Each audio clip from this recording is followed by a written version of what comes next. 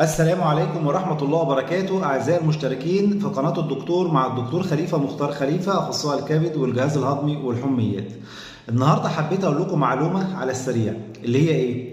لو جالنا أي مريض ضغط أو مريض سكر أو مريض مدخن بشراهة أو مريض قلب أو مريض معدي 50 سنة، وكمان والله الفترة ديت لو حتى في الأربعينات بيشتكي من ألم جامد في صدره، بيقول لك حاسس بتقطيع في صدري والألم دوت مسمع في ظهره أو مسمع في كتفه الشمال، يا ريت ما نستناش عليه ونعمل له رسم قلب ضروري.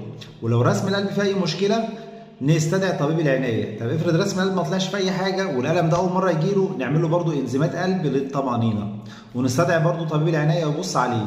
يا ريت ما نطنش الشكوى ديت لأي مريض ضغط أو سكر بالذات. ولو في مريض سكر كمان جالنا قال لك انا حاسس بالم في معدتي والالم ده اول مره يجي لي، نعمل له برضه رسم قلب ضروري، لان ده ممكن يكون لا قدر الله لا قدر الله جلطه